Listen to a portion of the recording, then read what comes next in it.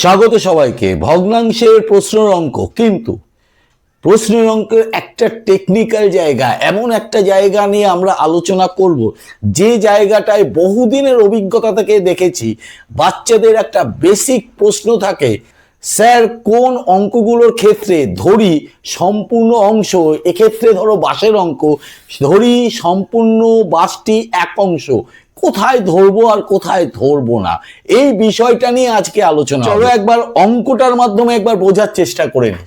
অঙ্কটা কি আছে? একটি বাঁশের 1/5 কাদায়, 1/4 জলে, বাকি 11 মিটার জলের উপরে আছে। 11 মিটার একটু গোল করে দিলাম তাহলে বোঝাতে সুবিধা হবে। 1/5 1/4 কাদায় আর জলে আছে। তাহলে সেই মূল প্রশ্নে চলে যাই, কখন এক ধরবো। যা কিছু ভাষা প্রয়োগ করা হোক না কেন, অভিজ্ঞতায় দেখেছি একটা জায়গায় যদি মার্কিং করে দেওয়া যায় তবে তার ক্ষেত্রে কোনোভাবেই কোনো অসুবিধা সৃষ্টি হয় না। কি মার্কিং? এই দুটো হচ্ছে অংশ, ক্লিয়ার? আর এইটা হচ্ছে 11 মিটার। অংশ মানে গোটা যদি একটা থাকে, 5 ভাগের 1 ভাগ মানে 5 ভাগ করলাম তার 1 ভাগ। নিশ্চয়ই এটা কত হবে আমি মিটারে আমি জানি না। ঠিক তেমনি 4 ভাগ যদি থাকে তাহলে তার 4 ভাগ, 4 ভাগের কত? 1 ভাগ। নিশ্চয়ই এটাও আমি জানি না। তাহলে একইভাবে তাহলে একটা বাঁশের এইরকম ভাবে 5 ভাগের 1 ভাগ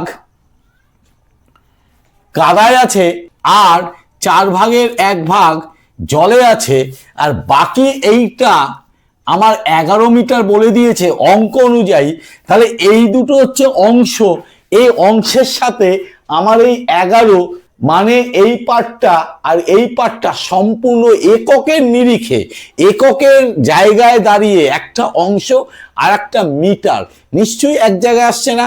এই ধরনের অঙ্কে তখন গোটাটা, যেহেতু এই দুটো অংশ, এই গোটাটাকে আমি অংশে ধরে নেব।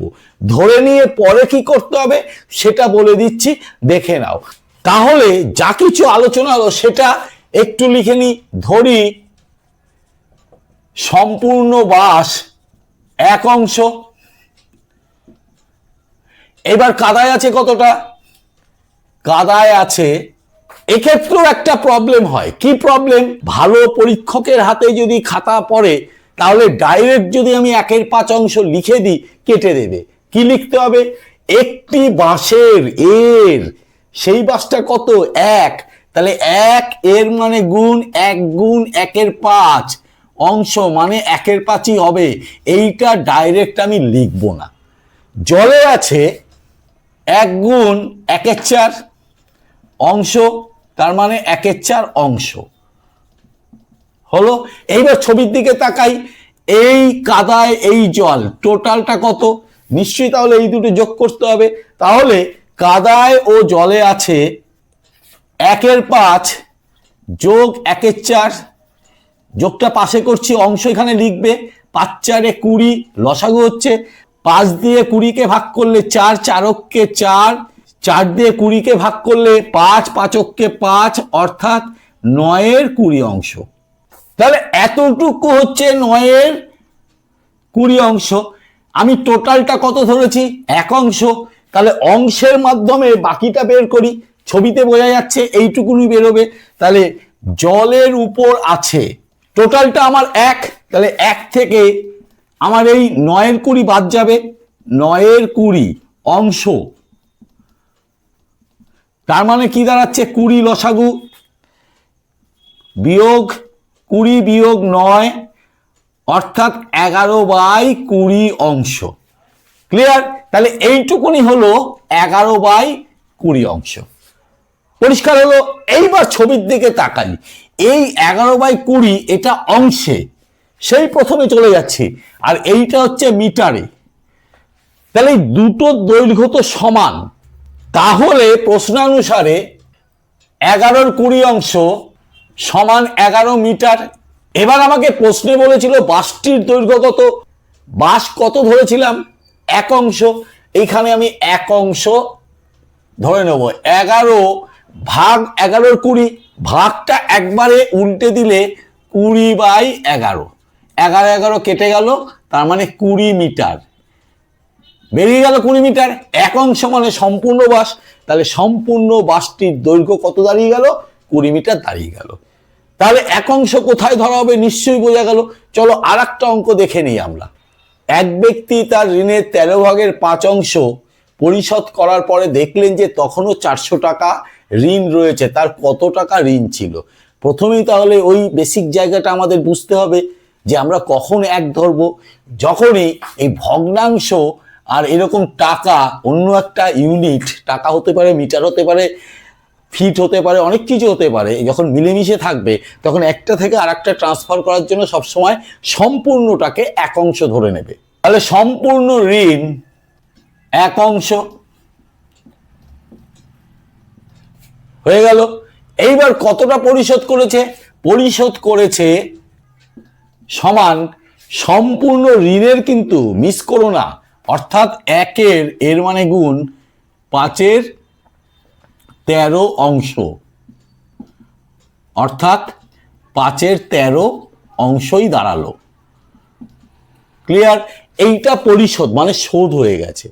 তাহলে এখনো শোধ করা বাকি কতটা আছে সেটা কি হবে? সম্পূর্ণ থেকে এটাকে বাদ দিতে হবে। তাহলে ঋণ রয়েছে 1 বিয়োগ 5/13 অংশ। 1-এর তলায় 1 ধরে নিয়ে লসাগু করো 13, 13 আর 1-এর লসাগু 13 হচ্ছে। 1 দিয়ে 13কে ভাগ করলে 13, 13কে 13 বিয়োগ 13 দিয়ে 13কে ভাগ করলে 1, 5, অর্থাৎ 8/13 অংশ হয়ে গেল। এইটা ঋণ রয়েছে। আবার ঋণ কতটা রয়েছে? 400 টাকা। তাহলে এইবার অংশের সাথে আমি টাকাটাকে মিলিয়ে দিই। তাহলে প্রশ্নানুসারে 8/13 অংশ মানেই 400 টাকা। তার মানে এইবার আমি কততে বের করব? 1-এ বের করব। যেহেতু সম্পূর্ণ ঋণটাই আমার এক অংশ ধরে নিয়েছি, তাহলে এক অংশ সমান 400 তো লিখলাম, এইটা পাশে আসলে ভাগ হবে। ভাগ মানে একবারে উল্টে বসাবে। তাহলে উপরে 13, নিচে 8, 8 দিয়ে 400কে করলে 50, 5-13 65, 650 টাকা বেরিয়ে গেল। তাহলে এক অংশ মানে কত বেরোলো? 650 টাকা। এক অংশ কি ধরেছিলাম? সম্পূর্ণ ঋণ। তাহলে উত্তরটা কি হবে? তার কত টাকা ঋণ ছিল? উত্তর হবে তার 650 টাকা ঋণ ছিল। চলো, আশা করি এক কখন ধরতে হবে বিষয়টা অনেকটা পরিষ্কার করাতে পারলাম। যদি পারি তবে লাইক করবে, কমেন্ট করবে, শেয়ার করতে ভুলো না। শেয়ার করলে মজা পাবো। চ্যানেলটিকে সাবস্ক্রাইব করবে, সাবস্ক্রাইব করে বেল আইকন বাটনটি প্রেস করে অল নোটিফিকেশনটা চালু করে দেবে। আজকে এই পর্যন্ত। আজকের জন্য টাটা, বাই।